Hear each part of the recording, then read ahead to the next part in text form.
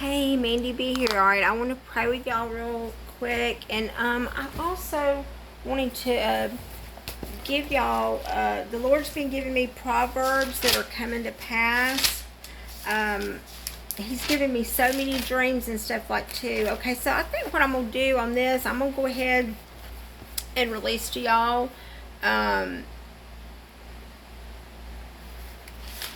what I saw that is going to be coming this fall. And I may have already told y'all this, but I saw there's going to be an Islamic waltz,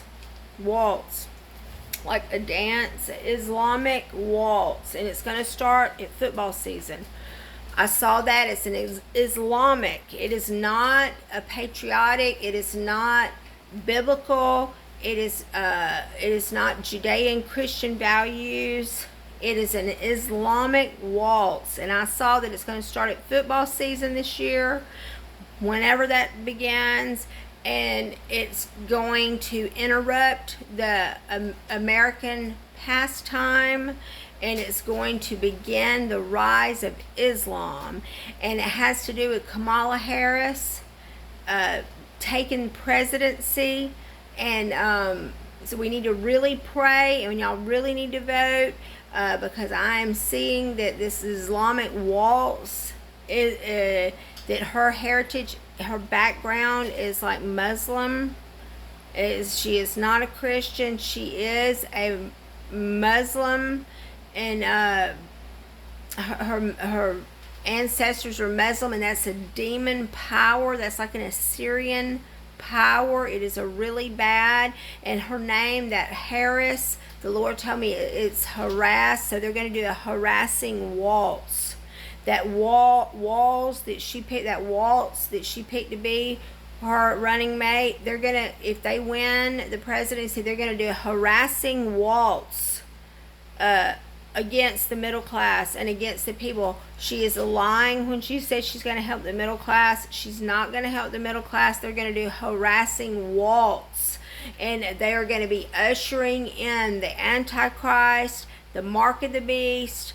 They're going to be ushering in the last 7 years. If Kamala Harris takes the presidency, and if she is voted in, the United States is supposed to go through a time of trouble, and the harlot will be riding the beast. The harlot will be riding the beast. And I saw the halftime event was changed in America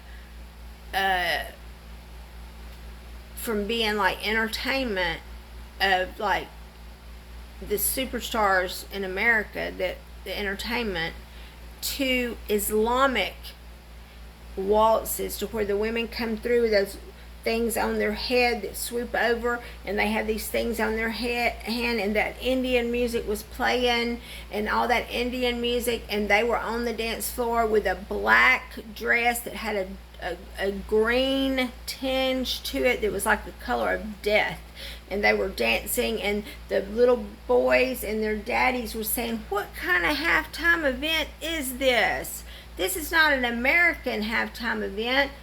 What is this?" And then people started crying, and it's like the Islam had just came in and took over that quick, and it's going to start this fall, and the Lord showed me that, and I know for a fact what he showed me is right.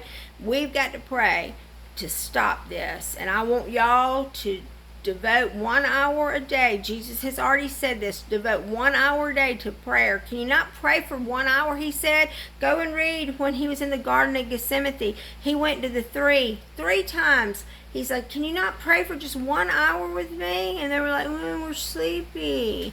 Wake up out of that slumber. You can pray for 1 hour a day. And another thing, you need to be getting up every day and doing what's it called, Lord? The daily sacrifice. Yes, you got to get up and go to the Lord and sit at his feet.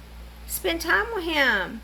Pray to him, because he said you're not going to be able to live just on bread alone, just by reading the word. You're going to have to spend time with him, because you're going to have to live by every word that proceeds out of his mouth. You're going to be able to have to hear him talking to you inside or in your hearing. You're going to be able to have to hear him, because if not, you're not going to be able to make it through what's supposed to come. So he's been calling us and knocking on our door saying, open up, let me in, let me in. Well, many of us have let him in. Even you've let him in. But now, you know what he's doing? He's gone, and he's saying, now make your way to me. Come to me. Come to me and enter in. Now, I've entered into you. Now, I know all about you. I know everything. Now, I want you to come and enter into me. We got to enter into him so we can hear his voice. How do we enter into him? We've got to sit at his feet. But anyway, I forgot. I had just loaded up some dreams. I forgot that dream. But there is... also, okay, yes, I had another dream about a grocery dream, and I don't remember everything about it, but there were robbers and thieves, and the groceries, something to do with the groceries are going to be taken away. Don't need to pray on that. You need to write these things down. You need to spend time praying on these things. There's two calves. They're like golden calves. 2 golden calves. Remember, we thought there was 1 golden calf in when they came out of Egypt. There was 1 golden calf.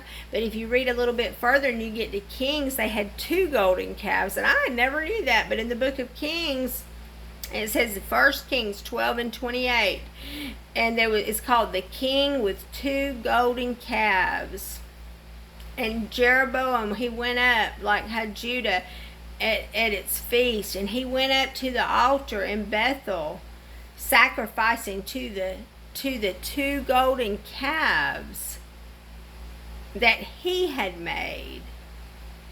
And he placed in Bethel priests, and these are called the high places, but those 2 golden calves, and the Lord is telling me that there's only going to be 2 calves, but they're not going to be 2 golden calves, that it's going to be the calf that he talks about in Malachi chapter 4, to where we're going to break forth as calves of the stall. He's going to give us our running papers, and he's going to send us out to preach the good news of the gospel with the power thereof. And then the only other calf there's going to be is that ox, the joy of the Lord, that ox. There's 4 creatures that sit around his throne, and one of them is the one that looks like an ox, and he is the flag of the joy of the Lord, and the ox, and which is a calf. And he said that's the only 2 calves there are going to be. There's not going to be any golden calves. He said them golden calves, we've been seeing those at the Olympics. They had a golden cow up on the wall, and in India they worshipped in golden cows. And that Islamic waltz that they were going, they had them golden cows, but the Lord is saying we need to pray against them golden calves. We need to pray against that Islamic stuff in America. We need to start coming to prayer. If we will pray, God will thwart these bad things that are coming. Okay? Also, he gave me a vision on a calf. This is totally separate. I was looking in the mirror, and instead of seeing my face, I saw a little baby calf. And that's that prophecy in Malachi that we're gonna come forth like calves of the stall. A calf that is let out of the stall. A calf that is kept in a stall is a fatted calf. And they live on their mother's milk, and they're well kept and groomed and taken care of, and they're babied, and their master loves them, and they get to stay in that little stall with their mother, and they're very taken care of. But then they are finally, they're chomping at the bit, ready to go. And then he lets them out, and they go out of the stall real joyful, and they go out to the green grasses, and then they grow up to be a big cow. Then they're the cow that you don't muzzle the ox while it's treading out the corn. And so he's showing me these calves that are coming to pass. And speaking of another calf, Israel will try to sacrifice a 3-year-old red heifer. That's another calf that is coming forth now in this hour, and it's going to be coming very soon. And it's going to that sacrificing of animals again is going to start up. Is going to let you know that 7 years, that last 7 years, will be ready to start when they start bringing forth to do that sacrificing again. So we need to pray against these things. And I'm going to upload this, and then I'll be back in a minute for the teaching. All right, love y'all. Bye.